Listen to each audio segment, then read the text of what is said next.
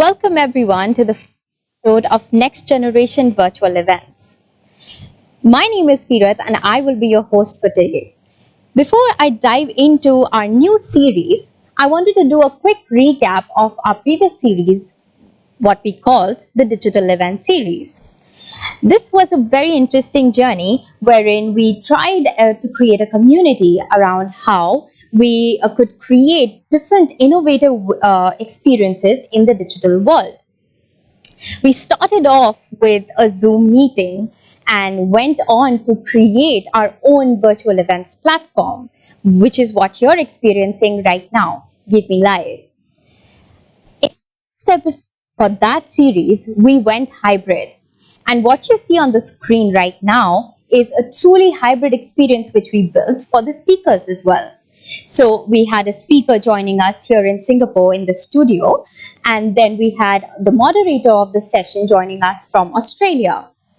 It was a very exciting journey, and I'm happy to share that we had around 4,000 people view it across the entire series, and they joined us from countries. With that, I'd like to welcome you to the first episode of our new series, what we call the Next Generation Virtual Events. And today's agenda is going to be like that. We're going to have 5 separate segments. First, we will be going into an introduction of what we actually mean by Next Generation Virtual Events. Then we go into the thought process behind it, and we have a message from our CEO, Vimal Gungadin, where he will be talking in principles of the next generation virtual events. We're going to be deep diving into the first 3 principles. And then in a more exciting segment, we have a conversation with Alexis, who is the co-founder of Chab Events, and Andrew, who is the business lead with the digital activation team at Pico. And after the main segment, we have prepared a few kind of experience. So first, we have will be an extended Q&A with our speaker, 3D virtual booth, which is an experience for yourself. And then we also have an Instagram which will be your chance to win exciting prizes. Segment, I would like to invite Alexis, who is the co-founder of Chab Events, and Andrew, who is the business lead at Digital Activation Team, on the screen, please. Hi, Alexis. Hi, Andrew.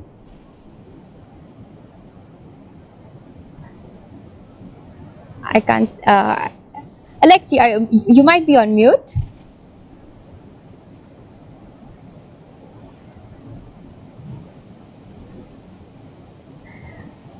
Hi, Andrew. Hi, everyone. Nice to be here. Perfect. We can't wait to get into the segment with both us. So, you've agreed to be a part of the first episode. So, without much ado, we'll get into the segment.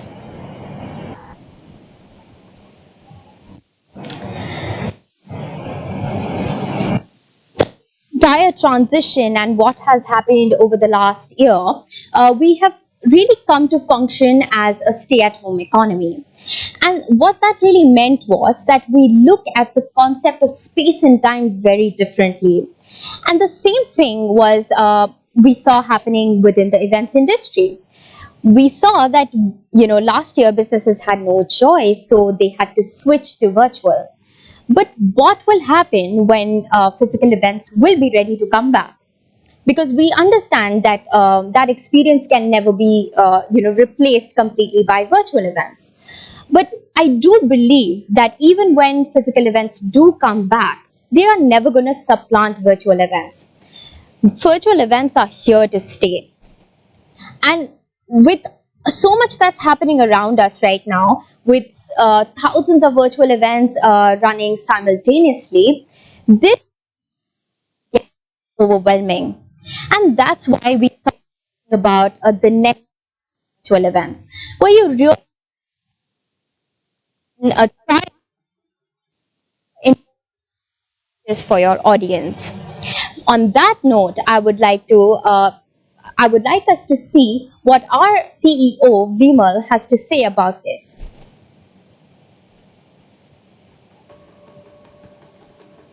In 2020, we all scrambled to put together virtual events. The name of the game back then was just to get it done. Whatever was fastest, easiest was the way to go. There was no time to think about the ideal experience. But I think the time has now come for us to create better experiences online for all the stakeholders involved. And by that I mean the participants, obviously, the speakers, the sponsors, and the organizers of such events. At Give Me, we sat down to reflect on what a great virtual experience should be all about. And the result of it was we came up with a list of 10 guiding principles of what such an event should look like. And these are our 10 principles of the next generation of virtual events. Next generation virtual events should be unique. They have a great user experience and aesthetic. They are engaging and never boring. Next generation virtual events are of broadcast TV quality. They engineer serendipity and networking. They are measurable. They are monetizable. Next generation virtual events are valuable to sponsors. They are localized and accessible anytime, anywhere.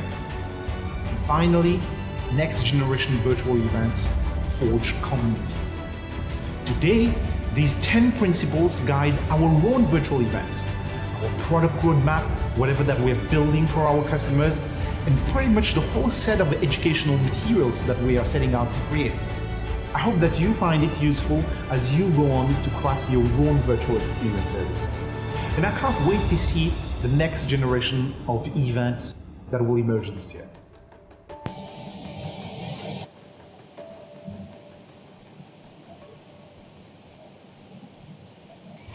These are the 10 principles that Vimal just mentioned.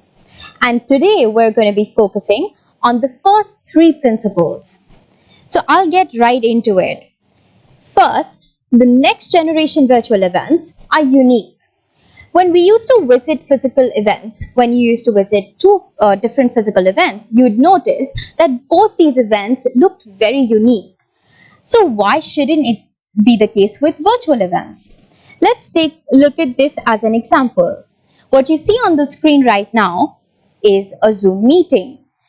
And this is an event being hosted on Zoom. To me, they pretty much look the same in terms of the user experience.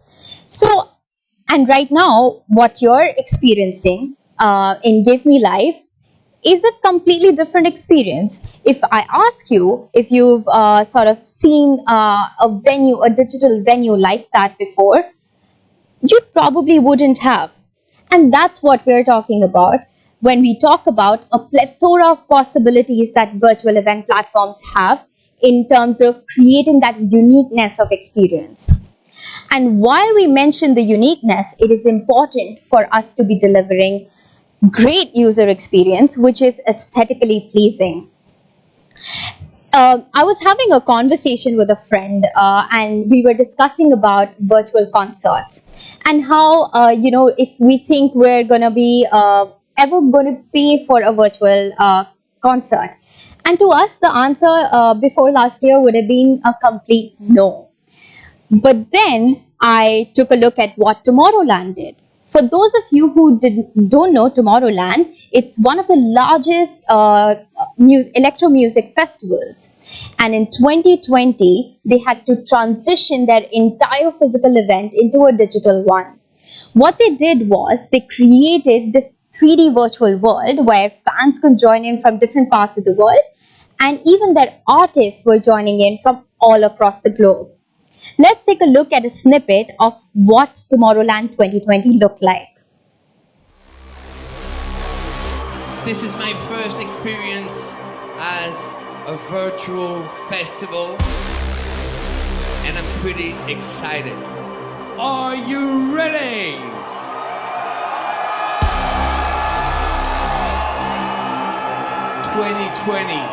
Tomorrowland.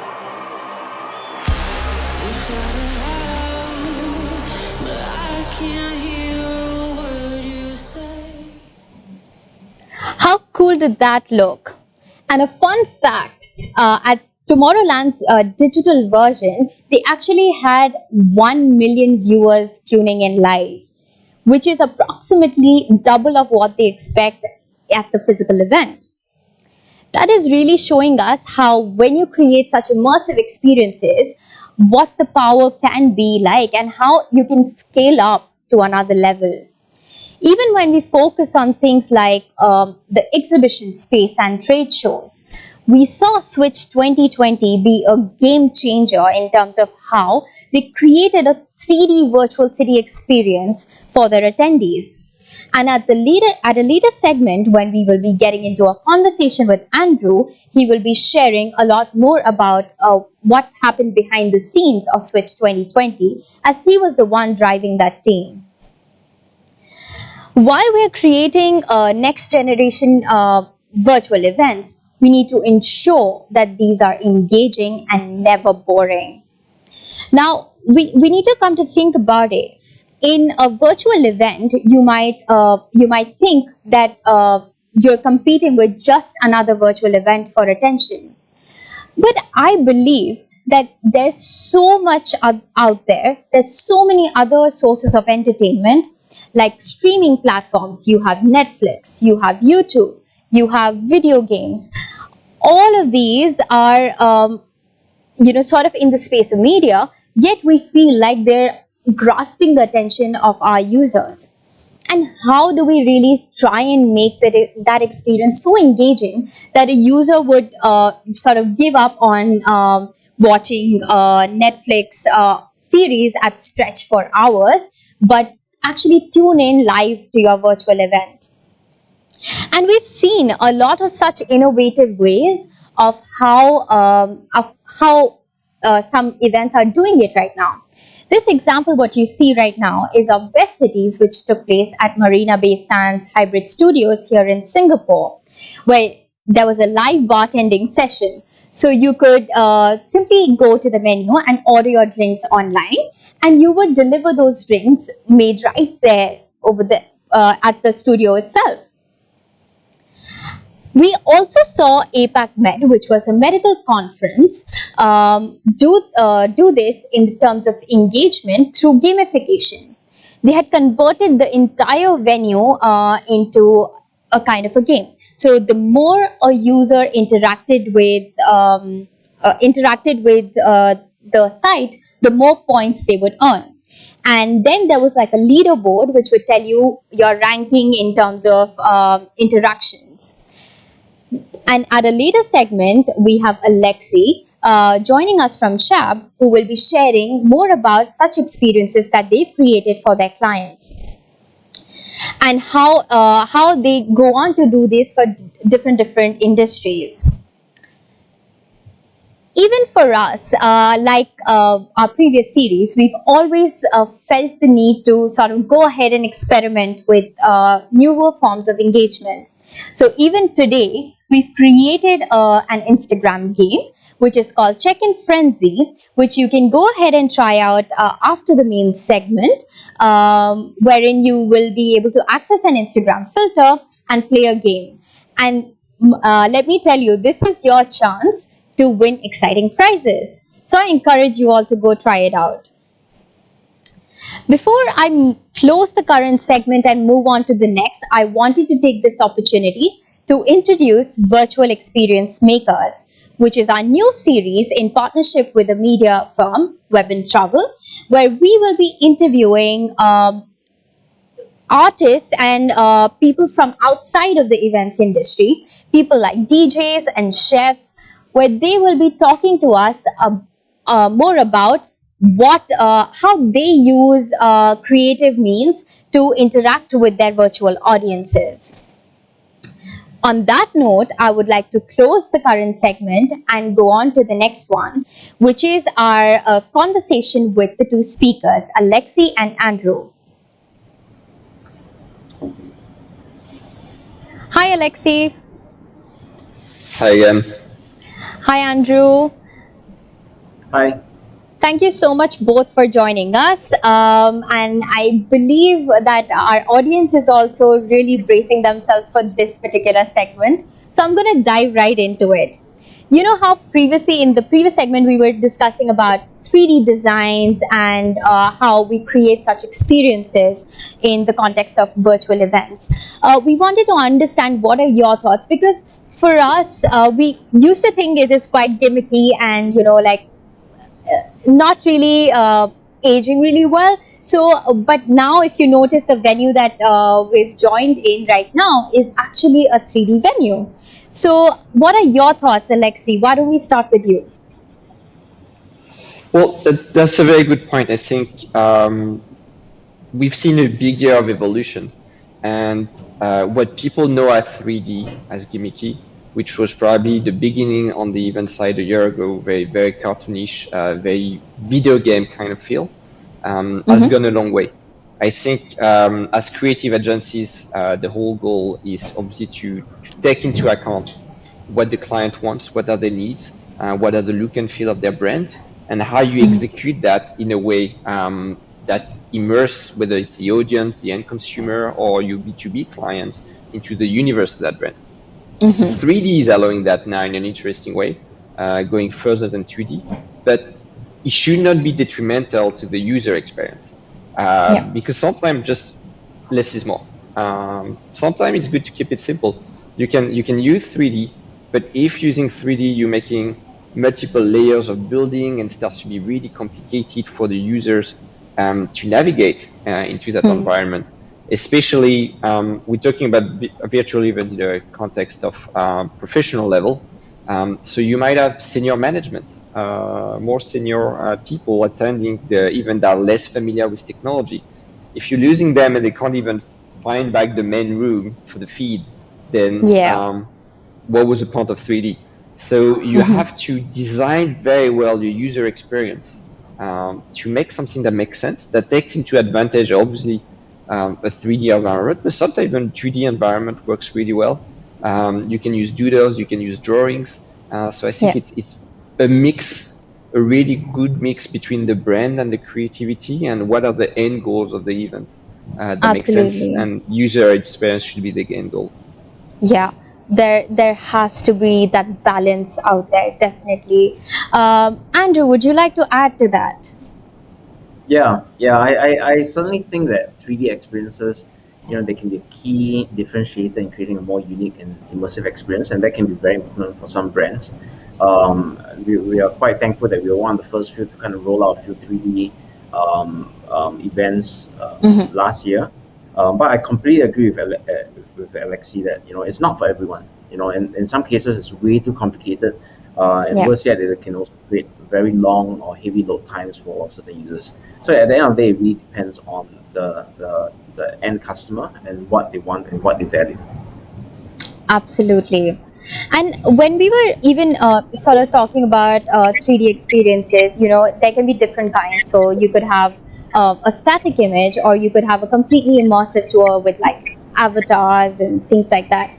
Do you think that virtual, while we understand that it could depend on the requirements of the client, but do you think that virtual events are headed in that direction?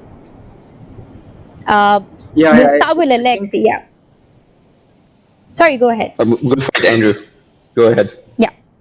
Sure. Yeah, I think, sorry, I was just kind of excited about the topic. I think we've seen an uptick in inquiries, right, for VR, for AR, and some forward-thinking clients are already working with us to incorporate some of that into their own experiences. AR, VR, and similar technologies. So even a couple of weeks ago, Microsoft just launched Microsoft Mesh. So it'll be quite interesting to see how that can add a touch of VR into regular conferencing. But at the end of the day, a lot of this depends on a certain amount of hardware investment. But thankfully, even the technology firms are rolling them out at gradually lower cost to support these developments. I think I agree, Andrew. That there's a really key point in the VR and AR environment, which is the technology adoption. Right now, I think VR is a limit, especially again in the context of B2B events or brand experience. Not everyone has a VR helmet, but everyone has a phone. So augmented Yeah. reality is an amazing experience right now because you can have that for every single user. People watching us now, everyone has a smartphone. Yeah. However, if you're talking about a VR goggles, that's challenging. Um, and on top of that, a lot of this more senior management people or just user in general get dizzy after wearing it for 5 minutes. It's not very Yeah. comfortable. It cuts you off from your entire environment. Uh, so I think in terms of virtual event, I don't think VR going so well. It's great for busy video games. For virtual event, maybe not so much. However, Mm-hmm. AR and MR mixed reality starts to be really cool. Andrew was talking about Microsoft. So Microsoft has the HoloLens, which is a device Yeah. where you still see your entire environment, but it maps. So we've been using that for retail, in particular for some cosmetic stores, to recreate the stores to make training for the new sales advisor. It's a really cool technology, but again, mixed reality is not there yet. Technology adoption, Microsoft HoloLens probably still in the range of $5,000 to $7,000 for one device, so not everyone's going to own that very anytime soon. But hopefully, you give it another 2, 3, 4 years. There's also Google doing the North project for glasses. So all of that, once it becomes in the range of a mobile phone and that everyone starts to own one, that's where you're going to see really transformative experience, not only for virtual events, but also for e-commerce and retail, because you're going Yeah. to be able to map the stores within your home of a particular brand. And we're talking about stores. It can be an experience. It can be anything. That's going to be really awesome, but probably needs a few Yeah. years. Yep. And I think I do completely agree that there's a lot of opportunities out there, but we should not try and do everything just for the sake of doing it. I completely agree with that thought as well. Is this the sentiment that is coming from the clients as well? Alexi, what do you want to share what the clients are talking about? Are they actually actively looking for such virtual experiences, or like in terms of 3D design, or what is their take on it? I think they do. I think people are looking at the end of the day for interactive experience and engaging experience, and that should be probably more the term. So it's not about 3D or VR or AR. What they're Mm-hmm. looking at is retain the attention of people behind the screen. Why do people watch Netflix for 8 hours in a row or watch Marvel and Avengers for 3 hours at cinema, but go to the bathroom after 5 minutes on a town hall meeting and we switch off their webcam? It's all about content, right? It's about being Yeah. interesting, being snappy, sharp and short, action driven, storytelling. So that's all about that. So I would not say clients are looking for 3D. I think they're looking for good and new things to engage client and keep the attention. 3D can allow that. AR can allow that because it becomes engaging because you have your phone and you're creating something in your own environment. So that's interesting also. That I would take it from that angle. Right. Andrew, what do you have to say? Yeah, no, I completely agree. I think, Alexi and yourself, you mentioned your Netflix and YouTube and all that. I think at the end of the day, but for virtual events, we have to go up to that kind of broadcast quality. At the end of the day, people attend a virtual event with a very different mindset as compared to watching a Netflix series. On Yeah. Netflix, they're probably there for entertainment and they just want to unwind.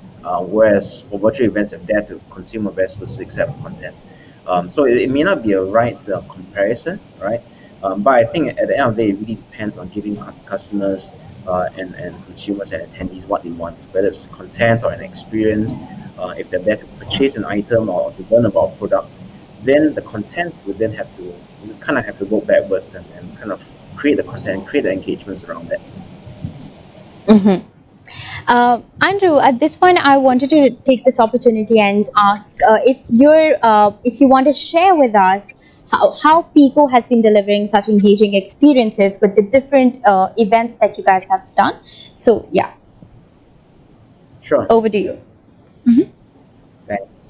Okay, yeah, I'm very happy to share a couple of examples of what we've delivered in the last 1 year. A lot of it has to do with 3D and immersive environments. So the first to share is actually our work with DBS Bank for their Asian Insights Conference. This was one of the first few larger scale virtual events we did in the midst of the lockdown over the summer of last year. We implemented a 3D tour here quite strategically in only one of in only two locations. So what you see on the screen here is actually just one of them. This gave the audience a sense of space, which we found was severely lacking in events during the lockdown. And the navigation was intentionally kept as sweet and simple as possible. So you go from the main 3D lobby to just one of three other spaces, and things were kept simple so to not to detract from the main experience or purpose of the event. Moving on to the next slide. Yeah, so both DBS and us, we were quite pleased with the results. It put in quite a number of attendees, and more importantly, those attendees stayed to listen. So thankfully, we were also able to clinch a few awards along the way. So my next example is Switch, which I think you mentioned earlier, Kira. We had the pleasure of working alongside ESG, GiveMe, and also a few other partners to deliver a unique trade show experience. One of the key features here was being able to give sponsors more of a differentiated experience. And if you can just go to the next slide.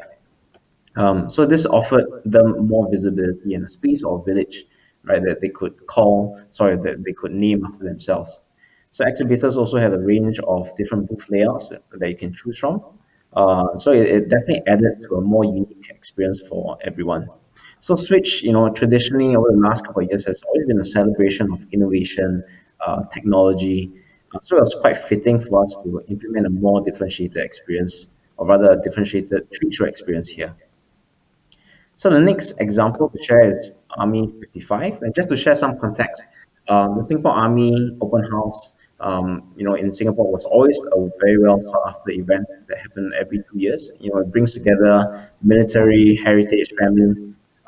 As a kid, I used to, look forward to going to these type of events, sitting on tanks, taking photos. But obviously, this last year was not possible.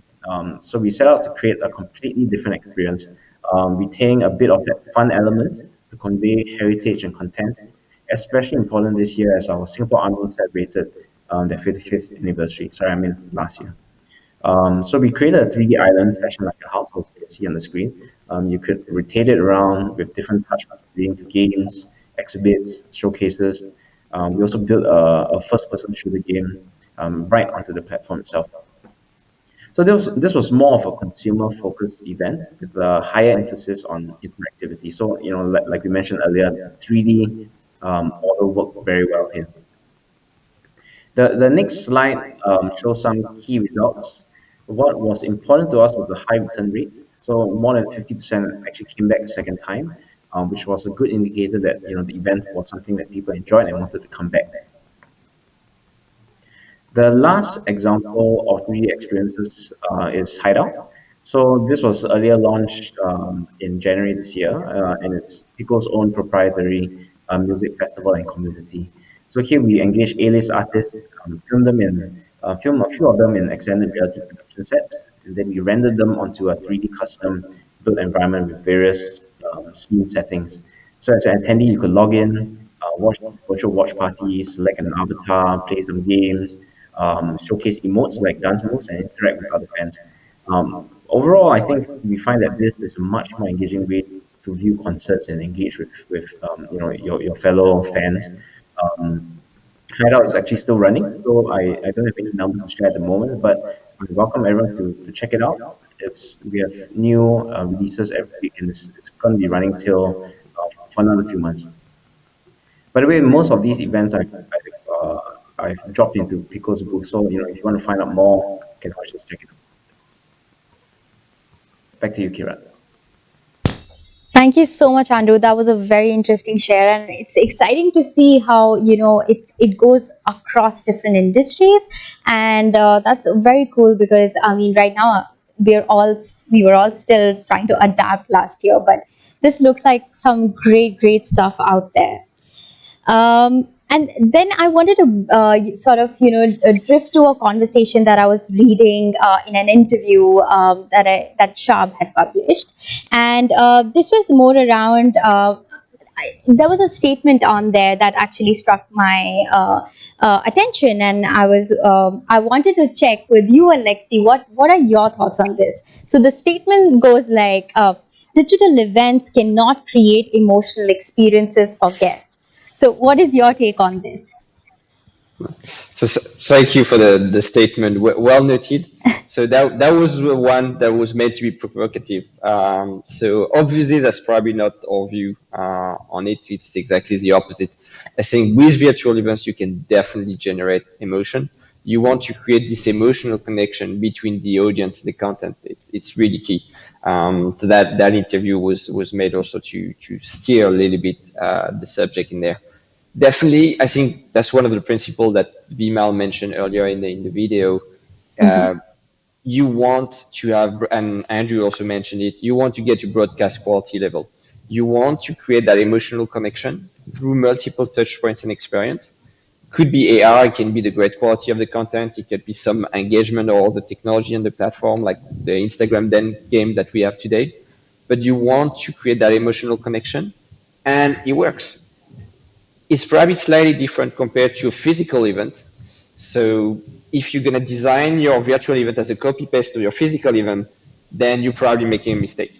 You need to create different touch points. You need to think through how to make it different because you're going to have to keep the people 3 hours in front of the screen, 2 hours in front of the screen. So you want to get into probably a TEDx quality level with short content but very impactful, another way to engage, but you really want to create that emotional connection. Absolutely. Andrew, what are your thoughts on such experiences, creating emotional experiences for the users? Yep, yeah, I definitely agree with what Alexi had just mentioned. At the end of the day, it depends on a lot of that success. I think relies on understanding the context and understanding the consumer. So when we think of emotional experiences in the virtual or digital context, what comes to mind is actually I think last year there was a production by Block J for Forward Singapore during our national day in Singapore, and that was actually very thought provoking and very emotional for some because that was just at the end or after the lockdown here, and it definitely resonated with people and resonated with people at that point in time. So Yep. with the right creative direction, with the right understanding of the consumer, it can create a certain emotional response from the guest or from the user. Absolutely. Absolutely. I think at this point, I wanted to drift the conversation a little bit towards when we're talking about such experiences in the virtual world. We also spoke about innumerable opportunities there are, you know. So let's talk about artificial intelligence and how we can sort of, if we're able to use artificial intelligence to drive virtual companionship or to deliver personalized experiences. What are your thoughts on this, Andrew? Yeah, I think AI. I mean, AI has been around for a couple of years now, right? But in the context of virtual events, I think it's definitely one of the new frontiers, especially when we talk about personalized experiences and with matching between different attendees, whether it's business matching or matching of content. I think there's a lot more development, and this is definitely a place to see, a hot topic to look at over the next 1 or 2 years. And tying to that is also the use of data, right? So not data for the sake of it, but also the measurement of experiences and measurement of using data to measure how well an event did. So what we're doing at Pico is actually also to develop a tool to measure and benchmark experiences both qualitatively and quantitatively, trying to see Interesting. whether AI can help us to take a more predictive approach towards events. So I think all this is pretty interesting, right? And it's definitely an area to watch in the next 1 or 2 years. Yep. And I think that's a great opportunity that only happens when your entire, all the touch points are virtual. So you are literally able to track everything, which was not the case with physical events. I mean, we used to have things like RFID tracking and beacons, but the amount of data with virtual events has become extremely immense. And I believe that it has a lot of power. So I do completely agree with that. Alexi, what are your thoughts on technologies like artificial intelligence being used? I think they're really cool. I mean, I can totally agree with Andrew, and then it sounds like what you're developing is pretty sweet. Um, I think there is a way to, again, it's all about user experience at the end. So, as a creative agency, that's what matters. So you want to make an experience that's going to keep the user hooked and come back again and again. So whether it's because you're gonna recommend the right people. When you were doing a physical event, obviously you probably go there because you're gonna meet people that are part of the same community as you, whether it's a business community or a social community. So being able to recommend that through artificial intelligence is happening now already a lot on a lot of events. That's a great functionality.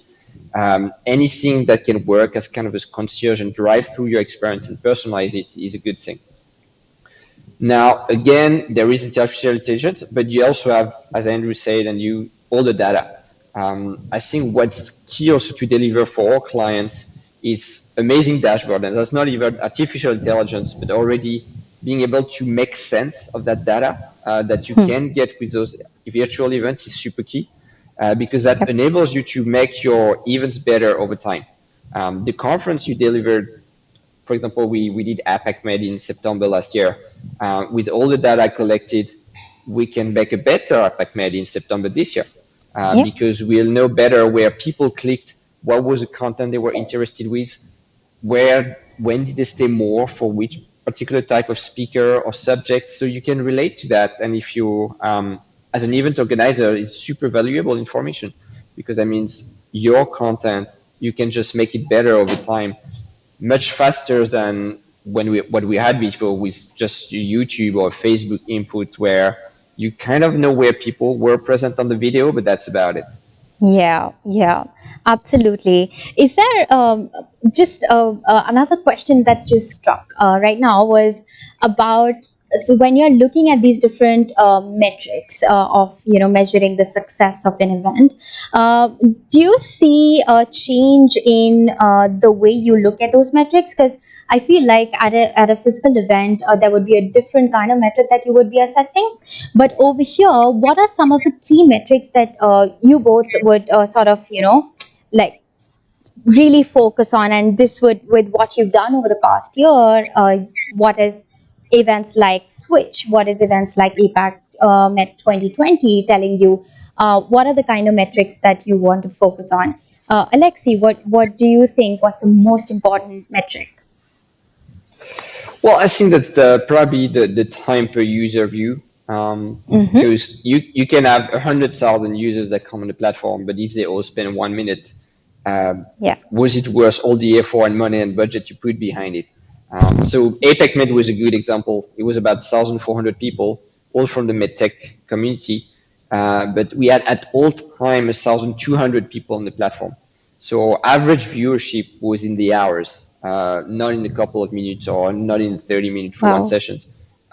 We had about 8 hours of content times 4 rooms. That was close to 24 hours of content delivered in just 8 hours. So that was quite content heavy.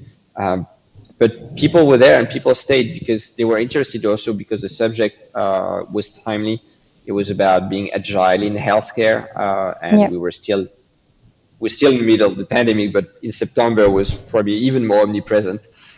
Europe was Right. going in complete lockdown, so people were really looking at this partnership between private and public in the healthcare sector. So there was a combination of being timely on the content, great speakers, but that was probably the main metric. How many people connected at all time? How long have been they watching the content? Yeah. That's probably the number one. Nice. What about you, Andrew? Yeah, I think what you said makes a lot of sense, right? In a physical event, I think the measures of success is very different from measures of success today. If an organizer were to use the same measures of success, you're not going to get the same kind of result. And I think when we look at virtual events and virtual experiences, at the end of the day, people come for a reason, right? Whether it's a connection, whether it's consume content, whatever it is, right? So on the back of that, I would say that the real measure of success that we try to track very aggressively in virtual events is actually more in terms of engagement. That can be in the form of simply clicks. It can be in the form of how many connections a user makes with someone else. I think those are things that we try to track a little bit more closely. Got it, got it. Makes a lot of sense. And I feel like there's, like I said, a lot of value in sort of analyzing that data and, rehashing it and reusing it in the strategy, like you mentioned for the APAC Med this year. There's a lot you could tell from what happened last year and how you want to design it this year. So that's very interesting. Next, I wanted to you bring back the conversation a little towards user experience. And if you ask me, even when I used to like sort of just log into a digital environment and there's just too much happening out there in terms of the virtual space, it's very easy for your users to get lost. So because it can get quite overwhelming to choose from multiple channels and things like that. So what are some of the ways that you would recommend an event organizer can engineer simplicity in the design of the event so that your users don't get lost? So Alexi, what would you want to say about that? Well, I guess a clear agenda page is probably the number one thing you probably want to do as an event organizer. If Yep. your audience can't find any of the sessions and they lost indeed, as you said, there may be 3 rooms, 4 virtual rooms. You have no idea where the content is. You probably missed out something. So I would say Yeah. really clear agenda is probably where you want to start. Mm-hmm. And then it depends on the touch points, it depends on the experience, what you're trying to do with the brand. A national sales kickoff meeting is going to be very different than a social event, an end of the year party. Yeah. And again, very different from like a hideout festival. So this is going to be based on each of, I guess, the key factors of success also of the brand. What is your client trying to achieve with this event? It's going to also drive how you're going to design that part for the user not to be lost with a Yeah. certain amount of complexity. If you're doing a festival and a hideout, you're probably targeting a younger population who's Mm-hmm. more comfortable with technology, who's actually going to enjoy digging, engaging with the Yeah. content. If you're organizing a national sales kickoff for an insurance or a pharmaceutical company, you probably want to design it slightly differently. Yep. Absolutely. Andrew, what are your thoughts? Yeah, I think maybe just in terms of being a bit more general, and this might sound a little bit silly, but I think what's very important and critical almost, right, is to engage a user experience designer, right, or an agency to help you along the process. So Mm-hmm. that's actually the starting point for most of our projects. And this helps to ensure two things, right? Number one, that the user experience, the user journey is properly considered according to the audience, like what Alexi had mentioned. And number two, also from a technical perspective, that as we build a custom environment, if that's required, then nothing gets left out in the midst of development. But I think at the end of the day, it really depends on the requirements, right? Like what Alexi had mentioned. My other advice, which Alexi had also mentioned, and yourself also, is less is more. It really is. So it's very easy to be tempted to crowd an experience or an environment with a lot of content, a lot of interaction, multiple layers of navigation, but it can really be just too much, right? So I Yep. think it's important to prioritize and make only the most important spaces and content stand out. Mm-hmm. I think that brings me to my next question, which is more about the sort of the attention span of your virtual attendees. And we realize that it's quite short as compared to a physical attendee. So as event organizers, when we're looking at sort of crafting that experience, would you think having longer sessions, if your content is at par, and we say that content is king, if you have amazing content, do you think people would be willing to sit in front of a screen for 8 hours at a stretch to be a part of a virtual event? Let's start with you, Alexi. Well, I guess I was mentioning earlier, we kind of made it with APEC Med, but I would Yeah. say this is more an exceptional situation. it's really hard to keep the attention of people. Let's be honest. What you want to craft is short and impactful content, not 8-hour sessions. Mm-hmm. The Avengers and Lord of the Ring does it, and they do it very well, or Game of Thrones. But there's millions of dollars of filming and storytelling and copywriting that goes behind it. If you have that for your event, great. You can probably create a 3, 4, 5, 8-hour event that people are gonna be really hooked onto it.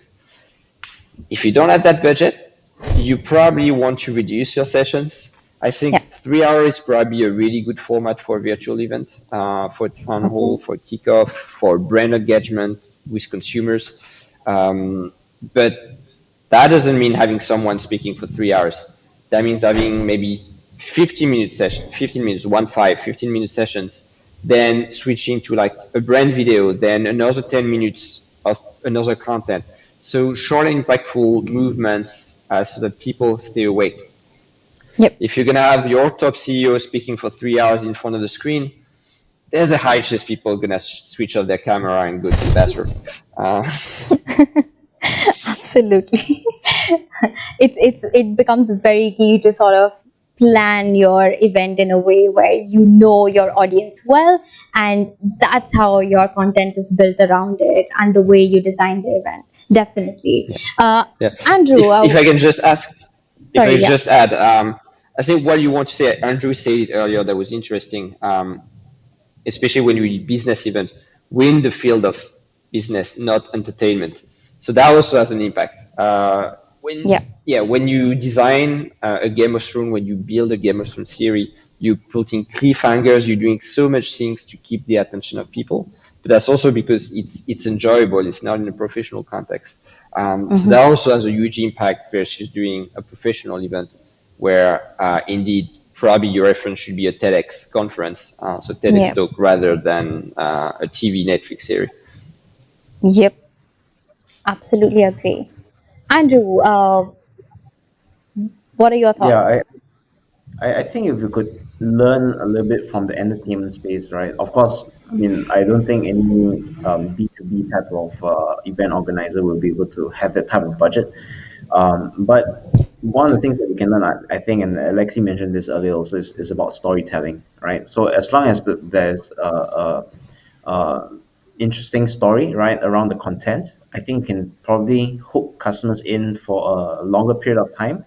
But yeah, I don't think anything beyond 15, 20 minutes is really gonna um, keep audiences stuck on their chairs and listening to a webinar.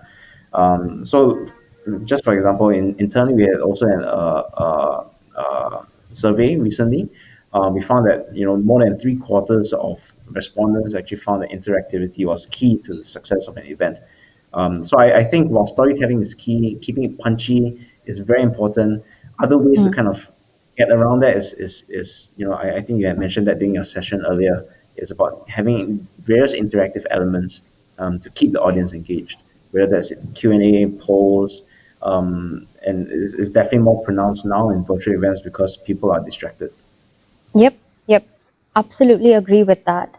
At this point, I wanted to ask Alexi if you would like to share some of the experiences that sort of Chab events has created for your clients, and really show how you've been driving engagement and that user experience that we've talked about. Over to Sure, you. definitely. Thanks. Yeah, and to Andrew's point, definitely, I think interactivity is key. Not only just in the different things on your platform, but even through the feed. Now you got also a lot of tools like selfies, a way to engage with words of class and things like that. So you got Hmm. so much more that feeds into your storytelling. Again, it goes back to writing a great script, a great storyboard with your client, with their teams on what they want to build. So maybe let's look at a few examples Yep. of what we've done. If you want to go to the next slide. So with Chab Lab, I think the first thing you want to start when you craft an event is what are my goals and what type of tools and technology I'm going to use with it. Why is that matters? Because yes, you can have a digital platform and that's great, But there's a lot of different touch points you can have. You can use AR, as we mentioned earlier, or you can create virtual productions using augmented reality. Obviously, the video production matters, so creating broadcast quality content, and maybe extended reality as part of it. But if you're doing a B2B sales meeting or town hall, you might also want to do digital team building. You want to bring in gamification into it because you want to keep the attention of the audience engaged. So it starts with every event is unique. What are your goals? What are your KPIs with that event? And then let's pull out and look at the different type of technology that you can build together to make a great experience.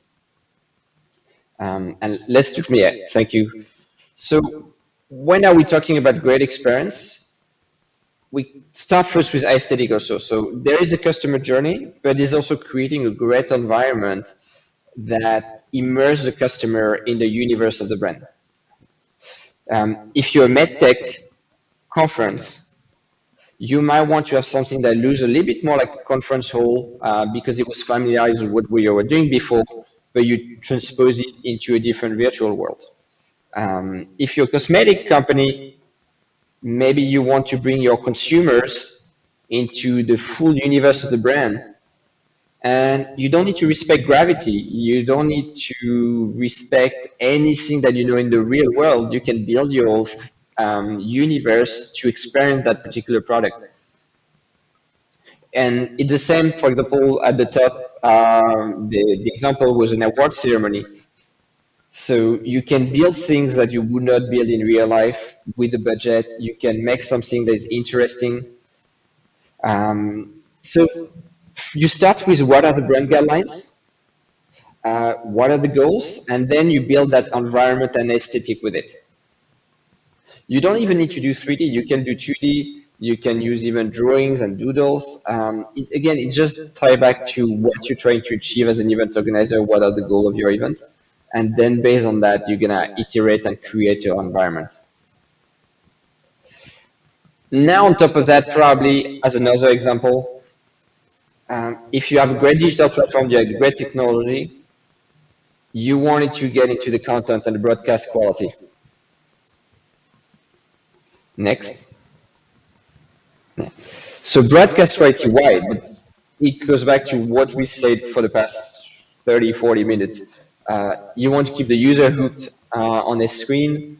So one is interactivity, one is the quality of the content. You want great image, you want beautiful video, you want good quality sound. You need all of that to come together. So, for example, for APAC Med over there, we brought all the speakers into an LED cube. That was the first hybrid event of Singapore. That was back in September. So we worked in close relationship with Singapore Tourism Board to reallow and test the guidelines. So we put 50 people in the room. That was the first time in a couple of months since the beginning of the pandemic. But the whole goal there, we had actually two studios, was to create the most amazing engaging content as possible, because indeed we were going for like a 8 hour full of events, full of content. We had great speakers, doctors. We had all the CEOs of Johnson Johnson, Stryker, Abbott, Medtronic, Terumo, you name it. Everyone was there from the medical tech industry. At the bottom, we can see we've been working also with Engie, the energy company. They had to bring from offline to online their learning week. That was about 44 sessions of trainings across 1 week, across all the regions, South America, Europe, Asia. And they need, again, also to make it interesting.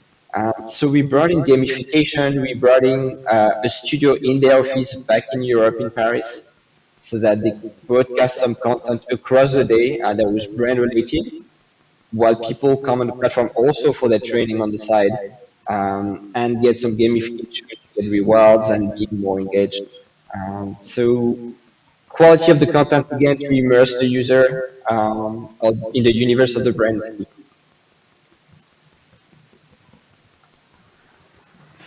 And yeah, don't hesitate to reach out if you need anything. Perfect. Thank you so much for that share, Alexi. That was really insightful. And I also see that we are getting a lot of questions rolling in from the audience. But I'm gonna hold on to those questions for our next segment, which is gonna be the speaker breakout room. I think to close off this segment, I will ask one last question, and it's more around because right now we're seeing events being hosted in different parts of the world. So it's more around if you're seeing any patterns in terms of virtual venue expectations from your clients when you're talking about different geographies or regions. Alexi, you do you want to touch upon that? Um, I would say I would not say there's a difference between different geography and region. I would say you have a difference between industries. I would say you have a difference between type of events. Mm-hmm. But again, if you're gonna create a consumer experience, your Adidas, Shiseido, SK2, so Cartier, Chanel, so in the luxury space, in the consumer space, in the fast-moving consumer good, what you're going to build is very different from if you are an insurance and you're going to engage your best sales, or if you're a medical company and you're going to engage healthcare practitioner. So I would say your typology of events change within different industries and within different type of events. Sales kickoff and town also, like I would say, internal events versus consumer-facing events, experiential marketing. Um, but this is not new. This is also the old world. This is pre-pandemic. That hasn't changed. I think there's very little difference in terms of categories between a physical event and a virtual event. Your KPIs and your goals are probably fairly similar, which means how you build your event in terms of philosophy, in terms of look and feel, is probably also quite similar. Again, you're Mm-hmm. using the technology that is best, but in terms of typography, I don't. Maybe in Europe you might like a little bit more minimalist style Mm-hmm. versus Asia, maybe something more colorful, but that's very minor compared to the impact of the industry and the type of events. Got it. Got it. That's an interesting way of looking at it, and I kind of see a different view because I personally had a different view where I felt like there would be a drastic change. But this is interesting to learn that maybe virtual events don't phase out differently in different regions. Andrew, what are your thoughts on this? No, I completely agree. I don't think Yeah. there's any much marked differences between countries or geographies. It's more related by the type of event or the type of industry. If anything, the only reason why there might be a change or difference between countries would be something as basic as internet speed, right? So a country with poor infrastructure wouldn't be able to support, a very high fidelity type of 3D environment, for example. But even then, it's not no huge differences between markets. Got it. Got it. Interesting. I think this was a very insightful conversation, and I feel like our audience has learned a lot because I know I did. But I would like to close this current segment, and I see that we're getting a lot of audience questions. So we will actually continue that chat in the lounge chat, which is going to be the extended Q&A with the speakers. But before I close off this segment, I wanted to also go back to our slides and where I wanted to share that we have gone ahead and created resources. So we've got an in-depth, detailed ebook that you can access and download on the 10 principles of next generation virtual events. And for more such resources, you can go and access these on the Give Me Academy. But before I close this current segment, I would like to sort of let you know that there's different breakout rooms for you to choose from because the current segment is over, but the show is not over yet. So you have the lounge chat with the speakers, which will be the first breakout room. Then you have 3D virtual booths that you can go and experience for yourself. And then, like I mentioned, we have an Instagram game which is called Check in Frenzy, which I would encourage you all to go and try out, because this is your chance to win exciting prizes. On that note, I would like to close the current segment. I'll see you guys in the other breakout rooms.